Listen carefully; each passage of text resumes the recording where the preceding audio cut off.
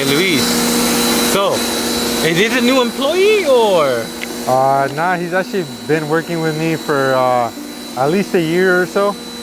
Yeah, he's actually my high school friend. Give the new detailers some advice when it comes to getting your first employees. You have family, friends. You think that's the way to go at first? If you have the family members, if you have brothers that can help you out, I would say go for it. Just because, you know, it's like way easier to, you know, train your brothers, your siblings and stuff. I do have strangers that come with me to help me out sometimes, but that's kind of rare, you know, that's kind of rare. And how do you start the training process? What do you have them focus on? So first, when they get started, like I said in my previous videos, I have a checklist. So I always send it to them before, you know, they come detail with me. And, you know, I let them know, okay, you're gonna do this tomorrow. You're gonna do the vacuum, the wipe down, or, you know, something else. Basically, I try to train them that way. First, start with the vacuuming, the easiest things, and then like the wipe down. Make sure to get into the little crevices with the brushes and all that. I just let them know the basics, because detailing in general is not that hard. So it's just something that they have to get used to through time, yeah. And what's the goal with all these employees you have? Is it just for help, or is it to build a team? So honestly, I'm using it as practice, as because I do in the future want to hire more people and stuff. And I feel like, you know, having my siblings, having my friends help me out, it's like a learning process. You know, you get to learn how to like train them, how to, you know, like teach them how to detail and stuff, and how to be the boss, you know. Yeah.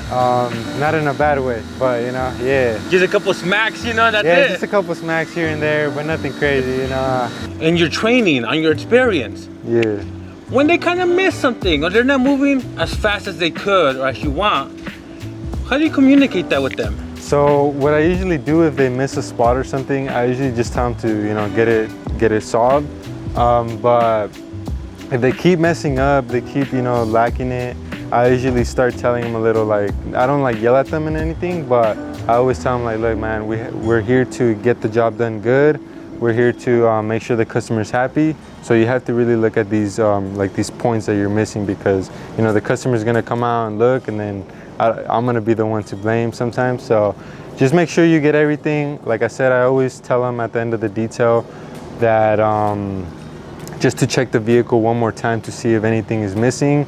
That way you guys can get it. And that's something I'm gonna struggle with just a little bit once my employees are out working by themselves and I'm like, you know, just doing other things.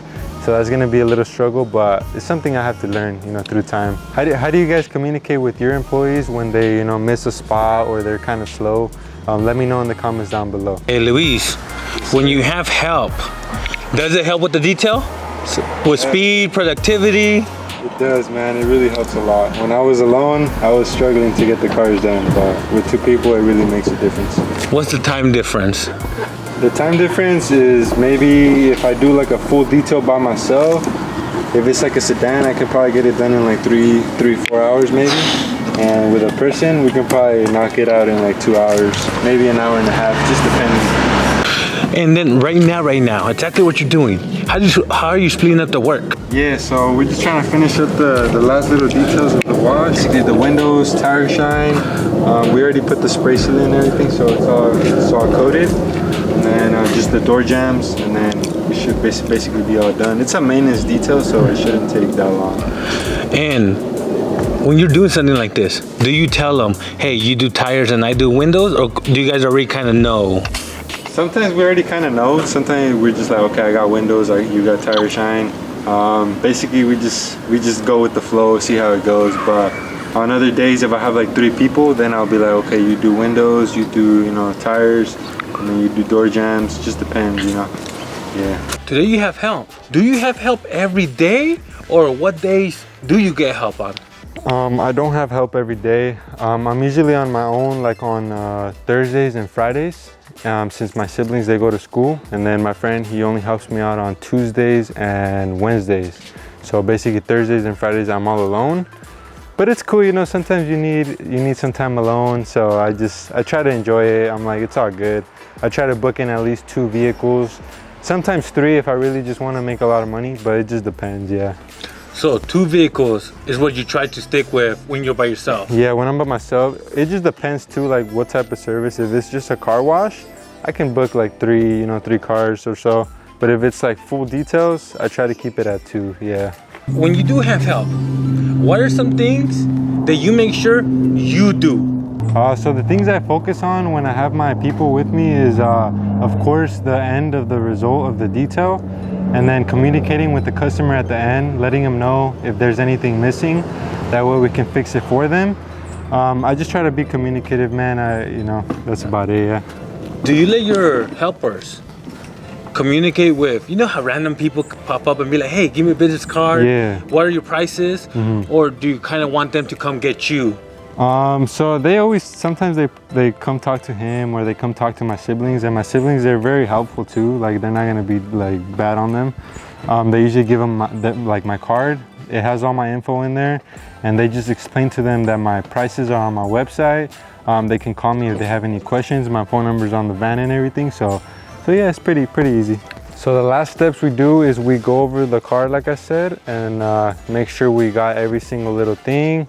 And then once we're done, we'll just bring out the customer, let them know, is there anything missing? If nothing's missing, then perfect. We just start writing the invoice, take payment, and then we head out to the next customer. And in the meantime, your helper, he's just picking up like he is now? Yeah, now he's just cleaning up, getting all the towels like in the bag, and then just putting everything away. Yeah, getting ready for the next one. Luis, how are you communicating with the customer? Just by text. Yeah, I usually just text them, tell them the vehicle's all done, and then they text me back. If they don't text me like in 5 minutes, I usually just give them a call. That way they can come out and check it out. But sometimes they just they tell me to leave the key in the door, and they send me the payment through the phone. But it just depends, yeah. We put everything right here. Would you like us to put it back in the car, or?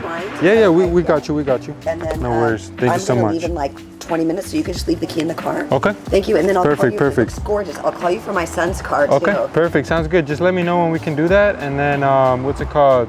If there's anything missing, I'll fix it when I come to your son's car. Sounds good? I'm sure it's fantastic. Perfect. There you go. We gotta put everything back in the car. Hey, Luis. Yeah. How long have you had this customer? I've serviced her vehicles like 3 times already. It's not a maintenance client, but she always calls me up. She likes my work, so. And I heard her say that, when her son comes. Yeah, her son comes, we're gonna do that one too.